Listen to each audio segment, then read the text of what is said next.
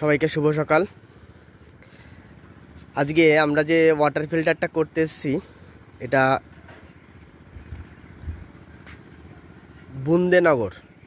বুন্দেনগর। এটা হচ্ছে বেলডাঙ্গা যে স্টেশন আছে মুর্শিদাবাদ লাইনে, বেলডাঙ্গা থেকে প্রায় 20 কিলোমিটার ভিতরে। তো এখানে আমরা ওয়াটার ফিল্টারটা আজকে করতে এসেছি দুটো ট্যাঙ্কির সেটআপে। এখানে কিন্তু ওয়াটার ফিল্টারটা হবে। ম্যাক্সিমাম লোকে কিন্তু সিঙ্গেল ট্যাঙ্কিতে ফিল্টার করে। সিঙ্গেল ট্যাঙ্কিতে 1000 লিটার ট্যাঙ্কির মধ্যে ফিল্টার করলে কোনো অসুবিধা হয় না। আপনি জলের ফোর্সটাও কিন্তু ঠিকঠাক পাবেন। 2 থেকে আড়াই মাস পর একবার করে পরিষ্কার করবেন। আর যারা দূরে থাকে তাদের জন্য বলছি, হলুদ আয়রনের উপর ডবল ট্যাঙ্কি সেটআপে ফিল্টার করলেও ভালো হবে। 6 মাস পরে পরিষ্কার করতে হবে। পরিষ্কারের সিস্টেমটা অনেক দেরিতে। আর এখানে অনেকে ভুল করে, যেটা হচ্ছে বড় ট্যাঙ্কি স্টোর ট্যাঙ্কি করে আর ছোটো ট্যাঙ্কিতে ফিল্টার করে। আপনি যদি এই 1000 লিটার ট্যাঙ্কিতে স্টোর করেন, আপনি যেটা জল পাবেন আর 750 লিটার ট্যাঙ্কিতে ফিল্টার করে যে জল পাবেন, বড়টায় ফিল্টার করেও একই রকমের কিন্তু জলটা আপনি পাবেন। বরঞ্চ আপনার 1000 লিটার ট্যাঙ্কির ভিতরে ওয়াটার ফিল্টারটা হলে ফিল্টারের বালির জন্য যে লেয়ারটা থাকে সেই বালির লেয়ারটা আপনি বেশি দিতে পারছেন এবং পরবর্তীকালে পরিষ্কারের সময় ভিতরে ঢুকে খুব সুন্দরভাবে কিন্তু পরিষ্কার করতে পারবেন। আর ছোট ট্যাঙ্কির ভিতরে বালি পাথর দেওয়ার পরে জায়গা অনেক কমে যায়, ভিতরে ঢুকে পরিষ্কার করতে খুব অসুবিধা হয়, তখন পরিষ্কারটা ভালোভাবে হয় না। মেইন যেটা থাকে পরিষ্কারের উপরেই কিন্তু আপনার সিস্টেমটা কতদিন পর্যন্ত চলবে সেটা কিন্তু ডিপেন্ড করে।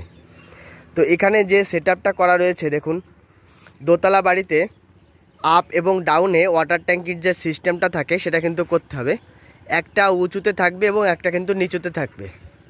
তো সিম্পল এইখানে যে নিচু জায়গাটা তৈরি করা আছে এই জায়গাটাই কিন্তু আপনার 750 লিটারের ট্যাঙ্কটা যেটা আছে এই ট্যাঙ্কটা বসবে, 750 লিটারের ট্যাঙ্কটা। আর 1000 লিটার ট্যাঙ্কির ভিতরে আমরা আমাদের যে ওয়াটার ফিল্টারের সিস্টেমটা সেটা কিন্তু ভিতরটায় সেটিং করব। আর ওঠার যে লাইনটা যেটা দিয়ে আপনার জলটা উপরের দিকে উঠছে, সেই ওঠার লাইনটা এই দিক দিয়ে উঠছে, যার কারণে আমরা ব্যাক ওয়াশের যে লাইনটা সেটা কিন্তু ভিতরের দিকে করব।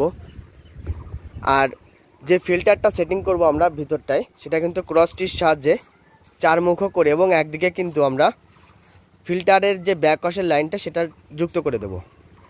এখনও এখানে পাইপলাইন কিন্তু কমপ্লিট হয়ে পারেনি, যার জন্য আমরা স্টোরেজ যে ট্যাঙ্কিটা ব্যবহার করছি সেই ট্যাঙ্কিটা 1.5 ইঞ্চি আউটলেটের একটা ফুটো করছি, যার জন্য পরবর্তীকালে একতলা এবং দোতলার লাইন কিন্তু নামাতে পারবে।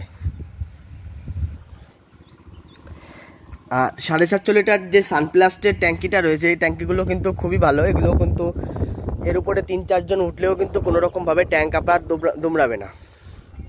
একদম পুরো মাঠের সাইডে, গ্রামের এলাকা, একদম পুরো গ্রামগা, খুব সুন্দর পরিবেশ।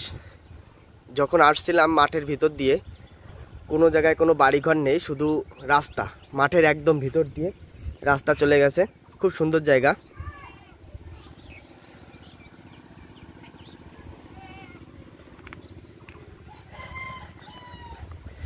আর এখানে আমরা যে বালুটা নিয়েছি, যেটা হচ্ছে আপনার 1000 লিটার ট্যাঙ্কির ক্ষেত্রে 7 বস্তা বালু, 3 বস্তা 1/2 ইঞ্চি পাথর এবং 1 বস্তা কাঠকয়লা।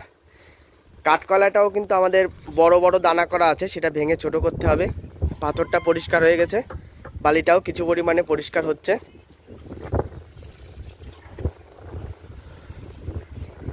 তো ডবল ট্যাঙ্কি সেটআপে যে সেটআপটা আমরা এখন করব, এই ট্যাঙ্কি থেকে এই ট্যাঙ্কির নিচের ট্যাঙ্কিতে রাখবো এবং 1 ইঞ্চি বলকক আমরা ইউজ করব স্টোরেজ ট্যাঙ্কির ক্ষেত্রে, যাতে নিচের ট্যাঙ্কিটা ভরে গেলে আপনার অটোমেটিক 1 ইঞ্চি বলককের সাহায্যে বন্ধ হয়ে যাবে এবং উপরের ট্যাঙ্ক দিয়ে কিন্তু আপনার ওভারফ্লোটা হবে।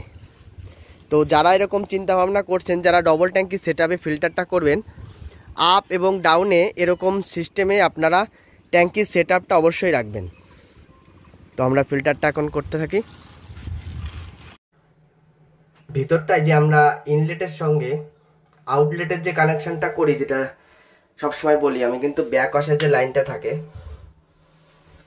তো দেখুন আমরা কিন্তু ফিল্টারটা 1 ইঞ্চি এফডি এর সাথে ট্যাঙ্ক নিপিলের সঙ্গে যেভাবে কানেক্ট করেছি, আর ক্রসটির সাহায্যে ফিল্টারটা আমরা ভিতরে সেটিং করেছি। আর এখন যে ব্যাক ওয়াশের লাইনটা করলাম, মেইনত ব্যাক ওয়াশের লাইনটা যে জন্য আমাদের দরকার হয়, যখন আপনি ফিল্টারটা পরিষ্কার করবেন তখন যাতে জলটা মোটরের যে ফুল প্রেশারটা যেন এই যে ফাঁকাগুলো আছে এগুলো পরিষ্কার করতে পারে, তার জন্য কিন্তু ব্যাক ওয়াশের লাইনটা করা হয়। তো সিম্পল আমরা ইনলেটে একটা গেট লাগিয়েছি এবং এইদিকে একটা গেট লাগিয়েছি, ওইটাকে আমরা প্লাস করব। এইটা সবসময়ের জন্য আপনার বন্ধ থাকবে। যখন আপনি পরিষ্কার করতে আসবেন তখন নিচের গেটটাকে খুলে দিলে অটোমেটিক জলটা নিচের দিকে ঢুকবে, আর ওই গেটটাকে আপনি লক করে দেবেন। দেখবেন আপনার ভিতরের বালি পাথর হয়ে নিচের দিক থেকে নোংরা জলটা উপরের দিকে উঠছে। আর এই দিকে যে আউটলেটের লাইনটা করেছি এটা অটোমেটিক এই জলটাকে বাইরের দিকে বের করে দেবে, মানে নোংরা জলটা বালির উপর লেভেল বরাবর আপনার এই পাইপটা কেটে রেখে দিতে হবে। তো ভিতরটায় কিন্তু এইরকম সেটিং করেছি আমরা ভিতরে। তো এরকম কিন্তু ভিতরে ফিল্টারটা সেটিং হবে একদম পুরো ক্রসটির সাহায্যে। এখানে যে আমরা যে কাঠকয়লাটা নিচ্ছি কাঠের পুরানো কাঠকয়লা, তো এই কোয়ালিটির কাঠকয়লা কিন্তু আমাদের লোকালে কিন্তু পাওয়া যায় না, একমাত্র মুর্শিদাবাদ সাইডেই কিন্তু এই কয়লাটা পাওয়া যায়। আমি আরও 2 জায়গায় কাজ করেছিলাম এই লাইনে, তো তারাও দেখছিলাম এই একই রকমের কয়লাটা আনছিল। এটা কিন্তু আলাদা পাওয়া যায় কিনতে, যারা পুড়িয়ে রাখে। এগুলো কলকাতার সাইডে কিন্তু চিকেন তন্দুরি বা যে রেস্টুরেন্টগুলো রয়েছে সেগুলোতে কিন্তু এই কয়লার সাহায্যে কিন্তু ওইসব চিকেন তন্দুরি বা রুমাল রুটি এসব কিন্তু তৈরি করে। তো এরকম কোয়ালিটির কয়লা যদি ব্যবহার করা যায় জল কিন্তু আরও বেশি ফ্রেশ হবে এই কোয়ালিটির কয়লার সাহায্যে। নিচে ফিল্টারটা যেভাবে আমরা সেটিং করেছি, তারপরে সিম্পল 1000 লিটার ট্যাঙ্কিতে 3 বস্তা পাথর ইউজ করেছি এবং পুরো পাথরটাকে কিন্তু চারিদিকে একদম লেবেল করেছি। তারপরে কিন্তু আমরা একটা নেট দিয়েছি, যেহেতু এখানে ডবল ট্যাঙ্কি। ডবল ট্যাঙ্কির ক্ষেত্রে আপনি ডবল নেট ইউজ করবেন অবশ্যই। তো এই নেটটা দিয়ে দেওয়ার পরে আমরা দিয়েছি কয়লা। তো এই কয়লাটাও কিন্তু প্রায় 2 ইঞ্চি মতন হাইট হয়েছে নেটের উপরে, কয়লাটাও অনেকটা বেশি পরিমাণে আছে। সিম্পল এটা লেবেল করে দেওয়ার পরে কিন্তু আপনি আর একটা নেট দেবেন। এই নেটটা কিন্তু খুব একটা গুরুত্বপূর্ণ ভূমিকা পালন করবে। বালির সাথে কয়লার যে সংমিশ্রণটা ঘটে সেটা কিন্তু ঘটবে না, বা যখন আপনি ব্যাক প্রেশার দেবেন তখন পরবর্তীকালে কয়লা ভেসে যাওয়ার সম্ভাবনা থাকে। তো নেটটা এমনভাবে গুছতে হবে এবং চারি সাইড দিয়ে কিছু পাথর দিতে হবে যাতে কোনো রকমভাবে কয়লা ভেসে না যায়।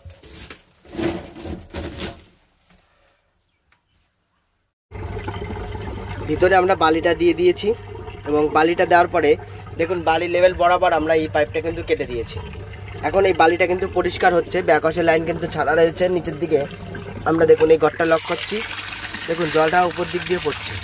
তো সিম্পল আপনি যখন ব্যাকওয়াশ করবেন, এখন আমি বালিটা পরিষ্কার করবো, যেহেতু বালির ভিতরে নোংরা থাকে সেহেতু আমি এই গেটটা খুলে দিচ্ছি। তো দেখুন গেটটা খুলে দিলাম, সিম্পল জলটা কিন্তু এখান দিয়ে বন্ধ হয়ে যাচ্ছে, নিচে দিয়ে কিন্তু জলটা ঢুকে ফিল্টারের নিচ দিয়ে হয়ে উপরের দিকে কিন্তু উঠছে। তো ব্যাকওয়াশের কিন্তু এটাই সিস্টেম। যারা ব্যাকওয়াশ করবেন 6 মাস পর পর একদম সেম এই পদ্ধতিতে কিন্তু পরিষ্কারটা করতে হবে। আর অটোমেটিক এই পাইপ দিয়ে কিন্তু জলটা আপনার বেরিয়ে যাবে, মানে নোংরা বালিতে হচ্ছে, এই বালির নোংরাটা আপনি এরকম করে হাত দিয়েই করছেন আর এই নোংরাটা আপনার এই পাইপ দিয়েই বেরিয়ে যাচ্ছে। পরিষ্কার করতে অনেকটা টাইম লাগে না, একদম সময় সাপেক্ষ, একদম কম সময়ের মধ্যে আপনার কিন্তু ফিল্টারটা পরিষ্কার হয়ে যাবে। খুব সুন্দরভাবে পরিষ্কার করলে আবার 6 মাসের জন্য রেডি হয়ে যাবে।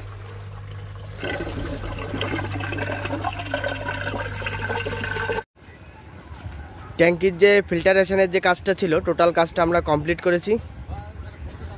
ইনলেটের লাইটটা এইদিকে তুলেছি এবং ভিতরে ব্যাকওয়াশের লাইনটা তুলেছি, আর এই দিক দিয়ে যে জলটা স্টোর ট্যাঙ্কিতে যাচ্ছে একটা হাওয়া পাইপের সাহায্যে, একটা ইউনিয়ন এবং একটা বল ভাল্ব। তো স্টোর ট্যাঙ্কিতে যে জলটা থাকবে এই জলটা ফ্রেশই থাকবে।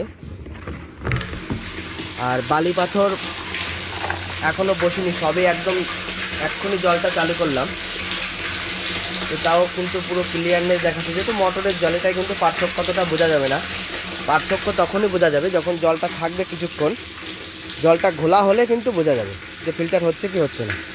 তো যাই হোক, জলটা ঘোলা হলেও হতে পারে প্রথম ট্যাঙ্কি, তারপরে থেকে ঘোলাটাও আসবে না।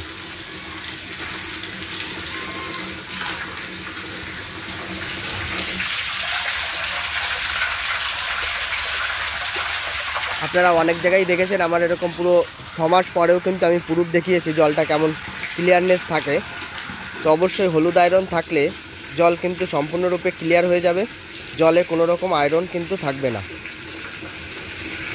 যদি আমাদের ভিডিওটি ভালো লেগে থাকে তাহলে অবশ্যই লাইক, শেয়ার, কমেন্ট এবং সাবস্ক্রাইবটা করে দেবেন। সবাইকে ধন্যবাদ। ভালো থাকুন, সুস্থ থাকুন, সাবধানে থাকুন।